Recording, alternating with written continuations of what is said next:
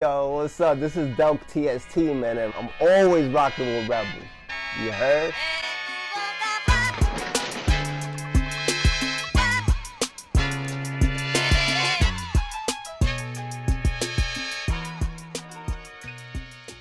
The documentary, man, it's 2.5 years in the making, bro. It is funny because when you look at when the documentary comes out in September, you're gonna see I started the documentary with short hair. By the time the documentary is over, my hair is long, so that it's funny. Like it's like an evolution, you know. So I found that funny. No, it's about me. It's about me growing up in New York City. You know, Where'd you grow up? I grew up in Brooklyn. Well, you know, raised in the Bronx, grew up in Brooklyn. But I was in two parts of Brooklyn. I was in Bushwick, Brooklyn, where, you know, like Jay-Z and Bushwick Bill, all these guys are from over there, you know. I was there too at that time in the 80s, and I was also in Sunset Park. So that gave me an edge to network with a lot of writers, man. So that's how I got up. I used to go to different tunnels, different yards. Yards are like where they park trains, right? You have to know people in order to go to those yards. If you go to those yards by yourself, you're gonna get jumped. You're gonna get your ass kicked, you know. So you gotta know people. You gotta know your people. You gotta know your crews. It wasn't gangs, it was crews, per se. You know, in the 70s there were the gangs, but in the 80s it was crews. You know, I used to hang out with crews like WR Writers Revenge, Crazy Writers, Seven Deadly Sins, Masters of Disaster, you know, those different crews, but they're different crews. If you go through their neighborhood or something, they'll rip you off. They'll take your sneakers, they'll take your paint, they'll take your ink, you know. So you got to know people. So that's how I grew up. So anyway, the documentary is about me growing up in that environment, you know, and surviving it, man. Actually, you know, because it was always danger too, you know. Back in the days, I got to experience the 70s, right? I got to see the disco. I was young. I got to see my cousins come with their platforms, you know, coming out of the disco, and I'm like, man, that is so cool. You know, I love the music, the Bee Gees, the disco. I used to love that music because that's what, you know, was playing. Some people will, you know, want to be pimps, man, and drug dealers. I didn't want to be that. I wanted to see, yo, who's that tag? I see every time I go on the train, I see that tag. Who's that? You know, that's what like as a child, and then when you see it colorful, like beautiful color, who is that guy? And then whenever you go to the train, go to Coney Island, you see that same name. Like for instance, I don't know, like on CW, you know, he was up everywhere. Like who are these guys, man? How they doing this? And I want to do that. You know, I want to get down with that. So that's how I started, like, oh, I'm going to make my own name. So, you know, I came up with a whole bunch of names. They never stuck until I came out with Delk. That when I stuck with that name, you know, I practiced it and I took off with it, you know. I made a name for myself. I grew up in a broken home, so, you know, it's almost like, yeah, I could draw, but I didn't know I had that talent till I got older. Because the name of the game in graffiti was getting up. I didn't get up like with spray paint, the pretty graffiti. I could do it now as an older person, you know, because I got the patience now. But back then, I just wanted to get up, man. So with me, it was a marker and ink, man. It's just tagging. I want to get my name everywhere, man. You know, it was just about getting up. And this documentary covers the insides, which nobody wants to talk about, because the insides is like the bastard of graffiti, bro. The dirty graffiti, the shit that like, oh man, you know, like people used to, like, if you see like old pictures, you see people with suits. You know, if they lean against the wall, their suits will get dirty. So people get mad, like, oh man, why the trains gotta look this dirty? You know, but they don't know that was a part of the game. When you see all these tags like that, what is that?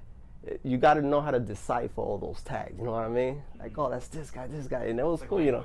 Yeah, and it's funny because one time I was taking the train with my uncle. This was a true story, right? We taking the train, he was drinking, right? It was like 1 o'clock in the morning. We were coming from Coney Island. So I waited till the last person to leave the train. So when the last person left the train, the doors closed, I pull out my marker and I start tagging all over the train. And he goes in Spanish, you know, he goes, "You son of a bitch. You do that shit with your friends?" That's what I always thought those were the Chinese, man. I always thought it was Chinese letters. Yo, that cracked me up, you know. Because he didn't understand. He was like, "What the hell is this?" You know, graffiti. He never saw it done. No, man, you had to be discreet, man. You had to be like Batman, bro. You know, like I still got my name belt, right? Back in the days, I'll show you pictures. Back in the days, we used to wear our name belts, but I never wore Delk. I don't want nobody to know I'm Delk. That's my secret name, you know? A lot of times, like, people be like, we be hanging out, be holding court, and they be like, "Yo, Delk, man, that guy is up, man." And I join in, I say, "I know, right? Who's that guy?" You know? So I get a kick out of that. Like, they don't know who the hell it was me all the time. The game is fame, actually. You know, you just want to be famous, you know, in that type of way, you know? The thing with me, see, the reason why I didn't get into the graffiti outside. Open that book and give me that book. I'm just gonna show you real quick, so you know what I'm talking about. All right. You know, graffiti like this. I'm sure, like, if I was raised in the Bronx and I was hanging out with these guys, I would have been coming out and stuff like that. But I was born in Brooklyn. Which the art was different, man. We didn't have time to go steal paint like that, you know. And personally, me, I used to be too scared to steal. I used to be scared of shit. I don't want to steal, you know. It didn't feel good to me, so I didn't steal that. I didn't steal paint the way all these paint, and they were getting up like that. And the Bronx is easy to get up because they didn't have a lot of trains, right? They had a lot of flats. You do a piece, and that piece would run for months. So that was their thing. I had to bust my ass. I had to hit every single train in a yard. Inside, I had the keys. You had to go inside. You had to, like, really bust your ass, man. You had to have a lot of ink.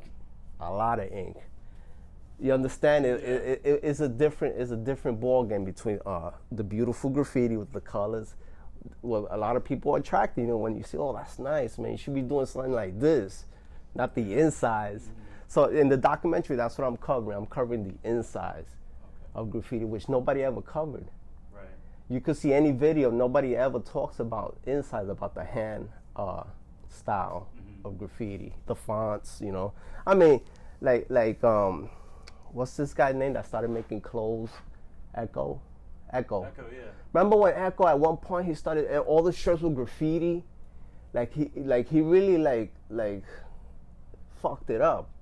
Like, he took something that's not really his and he started selling it. Right. And it was like, man, I don't even want to wear a graffiti shirt no more, because it's like, right, you know, he took it and he just, like, watered it down, you know, like, for me personally. I used to see all these kids, like, with the graffiti, and I was like, you know what, man, I'm part of that creation, you know, and this guy's making money, you know, just tagging whatever, Echo in graffiti style.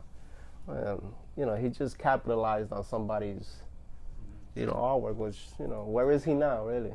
No, I didn't give a shit.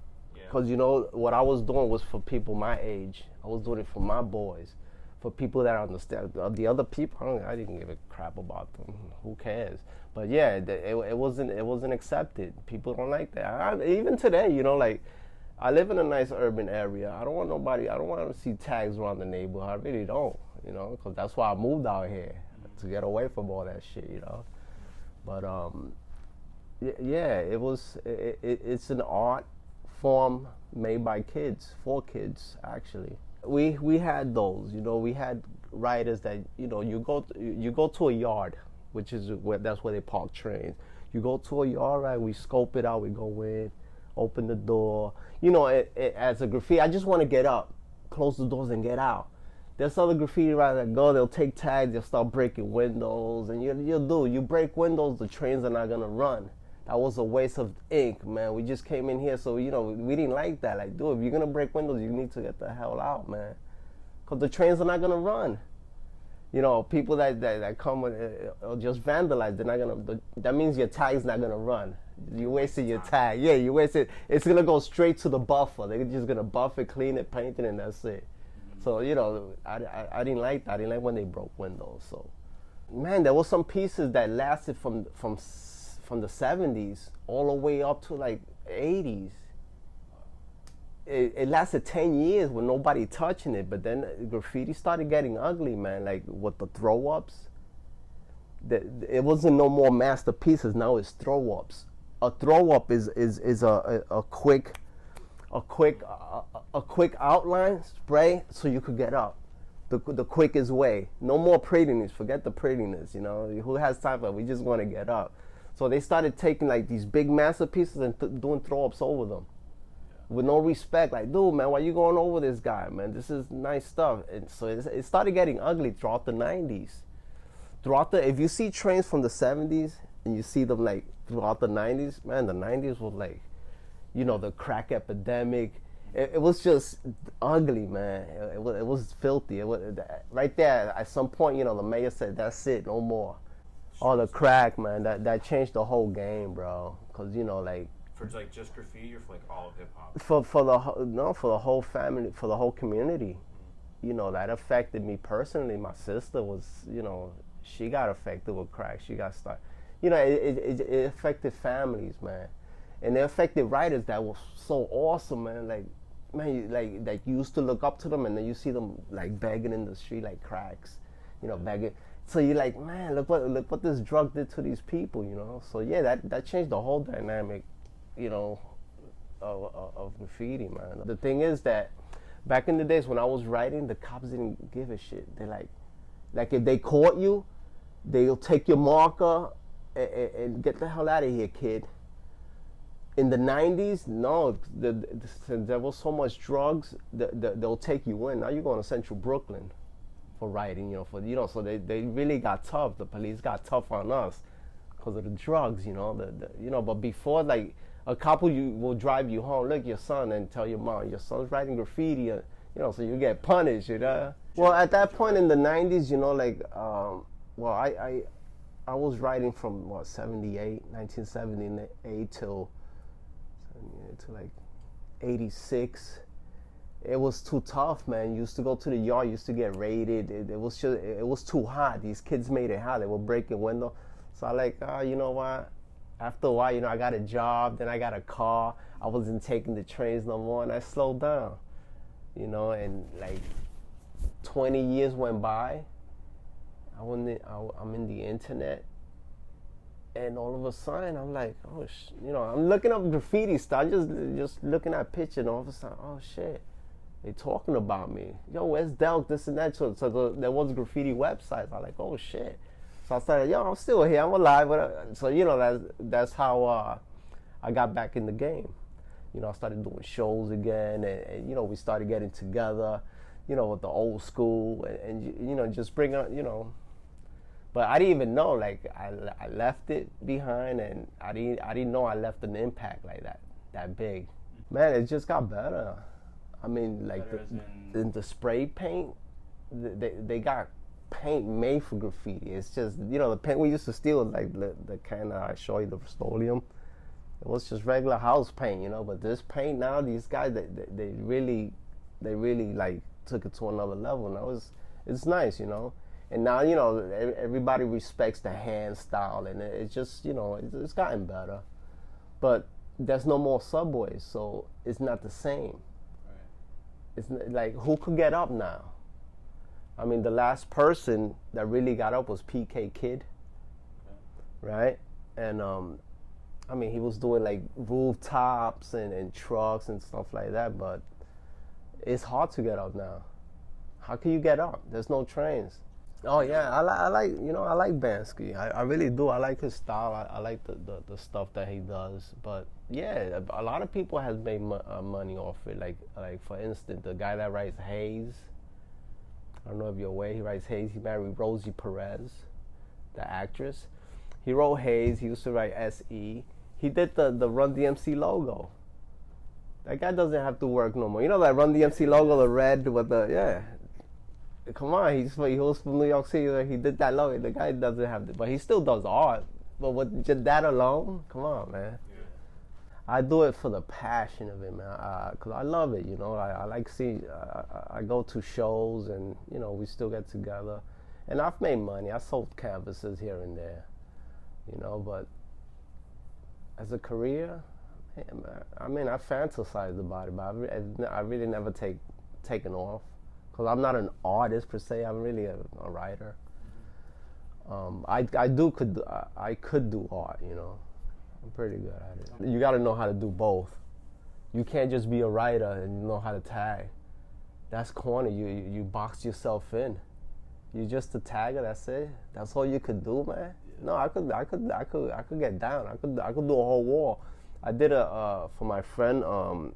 He's a hip hop artist. He goes by the name Freshco.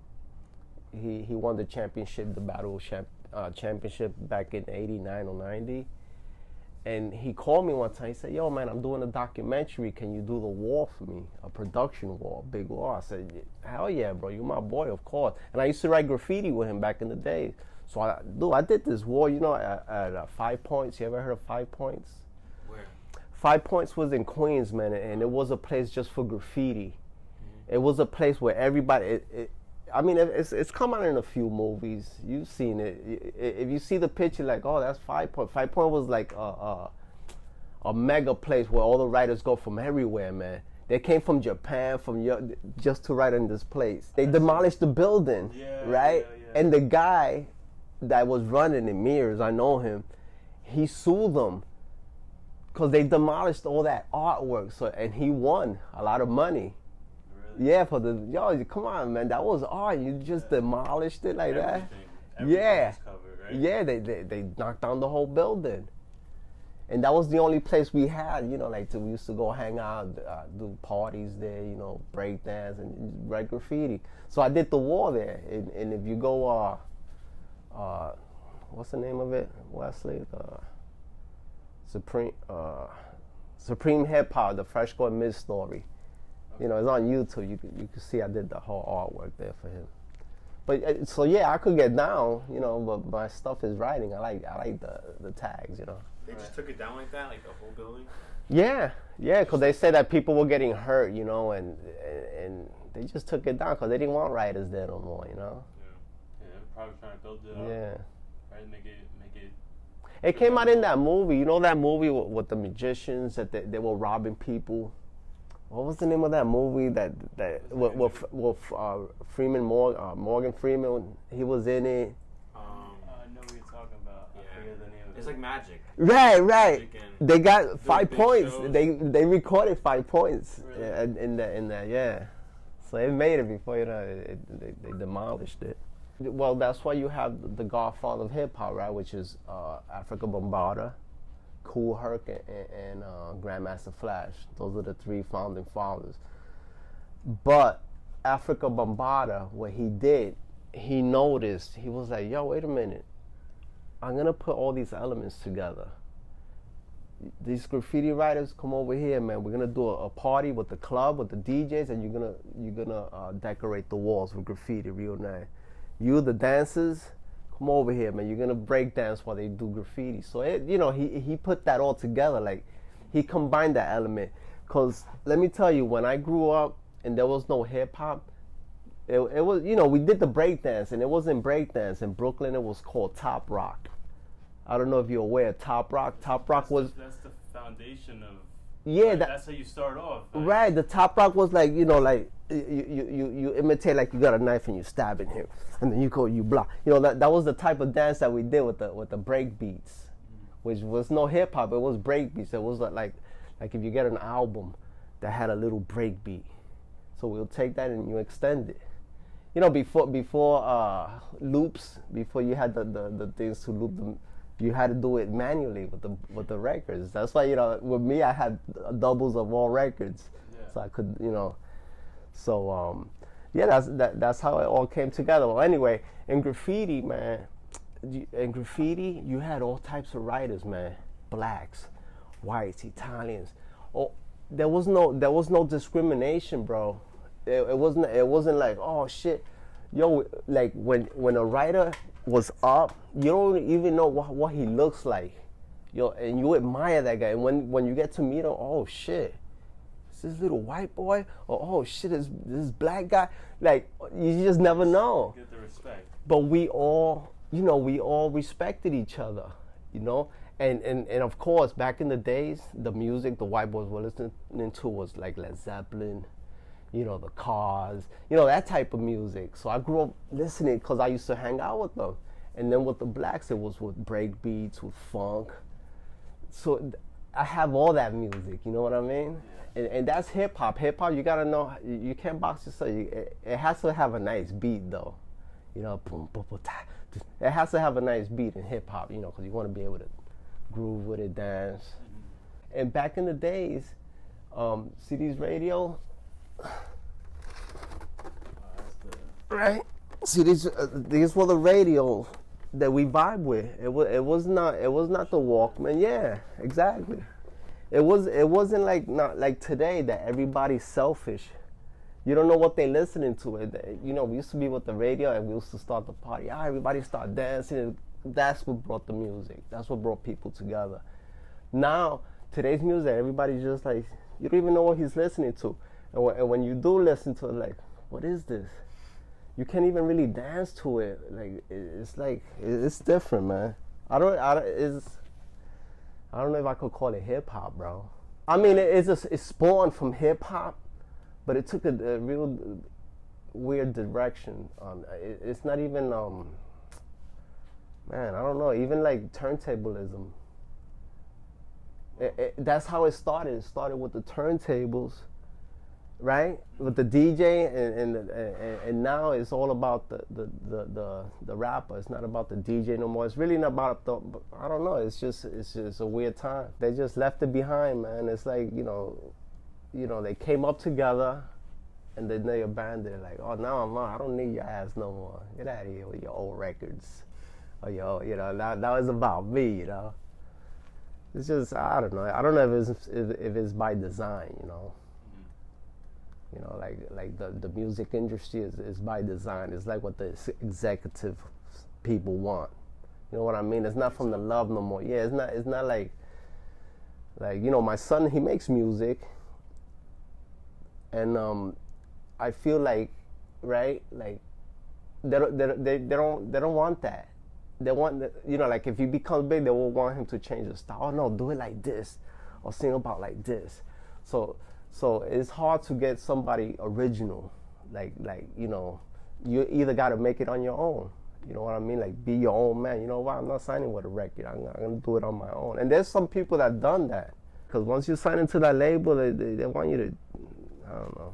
They just change you, man. They change your whole flow. It's not honest. It's like corporate. Yeah. It's about making money. Like, you seen a lot of artists. The artists that stay on the top are the ones that stick to their guns. Like, nah, this is how I'm gonna do it, man. See, that's why like Jay-Z and Kanye West.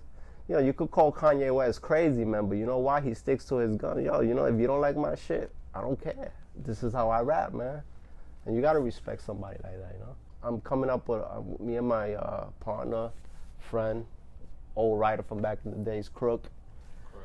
We coming out with an ink brand. Our own ink. We're gonna sell ink. That's sick. So yeah, and I gotta tell you, man, that this ink is gonna be collector's item, bro. People not even gonna want to use the ink. That's how because it's coming from two living legends, Delk and Krook. People gonna be like, yo, that's what's up. Well, it started because Krook, he's a writer, man. I don't know if you could, right? His tags. Can you see that? Yeah. See, his tags are drippy, right? Black, very urban, right? And we were talking, and he was like, yo, man, we should make our own brand, man. We should come up with, because we know how, we mixed our own ink. We always did, And I said, all right, you know what? I could help you, man. Let's do it, I'll get the cans, whatever. Because the main thing is, excuse me. No, I don't want to get up now because I could break this, right? No, you're good. I'm good. I just wanted to show you something quick. All right. Good? All right. Can you see this? All right, this ink, this is the main ink we used in the 80s. So I was telling Krook, I said, yo, this ink, you know, this was our favorite ink back in the 80s. And it's, you know, it doesn't exist no more. It's a vintage now, it's a can. I said, what if we come out with our own ink, but with the same can and the same vintage look? You understand?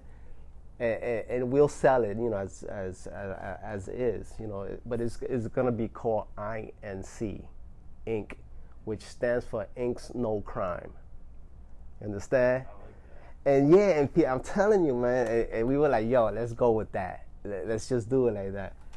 And that's what we're gonna do, man. And I'm hoping that, you know, that is a success, because if it's a success, then we're in trouble, because we're not even ready, you know, to produce so much ink. But, you know, hey, we're gonna dabble in it, man. What can I say, you know? Yeah, that changed the whole game, man. Because, you know, now I can't just go hang out and go right. I can't do that no more. Now I got a family, you know. I had to work harder, you know, because we trying to save for our house. And, you know, that's always in my blood, you know. Like, you know, my wife goes like, I'm a hoarder, you know. I just don't want to let go of the 80s, which is, it's fine. It's fair. It's fine. Because, you know, I still dig for records. Like, I go to Home Goods, or I go to a mom's, you know, garage sale. I always stop and I dig for records. And let me tell you, if you look at these records, man, a lot of these records, $100, $150, and I got them for 25 cents. You know, it's like if you're a comic book collector, right? Yeah. Some comic books are worth a lot of money if you get the right comic book. Same thing with vinyls, man. You So got it labeled and everything. I got them. I know where my stuff is, and they in plastic, and they're in. You know, some of them are in beat up condition, but you know, all right, like this one for instance, right? I bought this in Goodwill, 25 cents, man. But let me tell you, this record was sampled so many times in hip hop that it's worth now. Sorry to cut you off. Yeah, I'll just put it on the other side, like for the camera. Yeah. Oh, I'm sorry. Yeah, I thought I was facing this one. This record I bought for 25 cents, right? And it's Bob James. Bob James got sampled by a lot of hip hop artists. If you listen to old hip hop, this guy was sampled a lot. You know, so I like collecting original samples. You know, I feel like, you know, the mint condition. Come on. So I get, you know, that's my hobby. That's what I do. I collect old stuff. As a lost art, you know, like for instance, this one is funny, right? I've never seen this album cover, but what attracted me of the cover was the train, the subway, man. Like, look at this. You know, like you can see my handle. This is an original subway handle, right? And look, it is here. It's like this is what I like. This is how I grew up. These were the trains that we used to hit. We used to tag on. But I didn't have the record in it. But I still bought it, you know, because I like the cover. Mm-hmm. So, you know.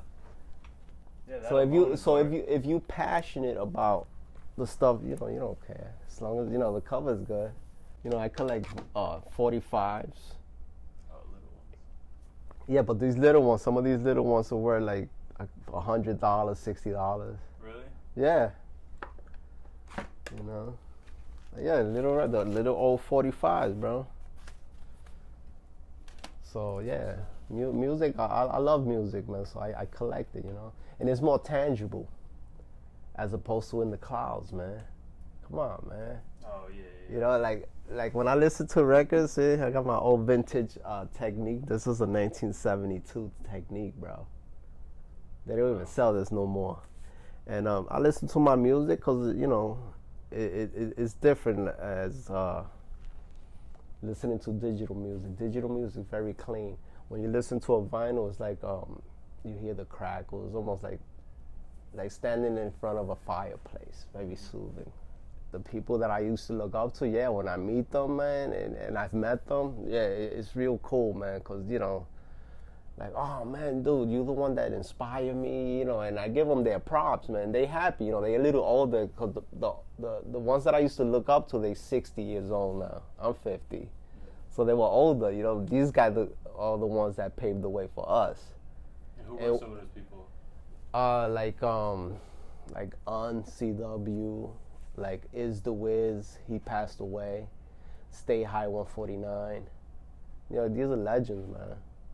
Be respectful, first and foremost, man. You know, treat someone like you want to be treated, with respect. And if you're gonna do your thing, man, stick to it. stick to it all the way. Even if they tell you, nah, it's not gonna work. If it's positive, you know that passionate, that you really just stick to it, man. Cause there's gonna be people that are haters, bro, and that's, I'm telling you, there are haters. It's true. People will like, they don't want you to do good. Throw you the little, in Spanish it's called the evil eye. You know, that exists, man. So, you know, keep yourself clean, stay off drugs, and, you know, and follow your dreams, man. You know, because if you really believe it, it will happen, man. You know, because words are spells. Yo, what's up? This is Delk TST, man, and I'm always rocking with Reble. You heard?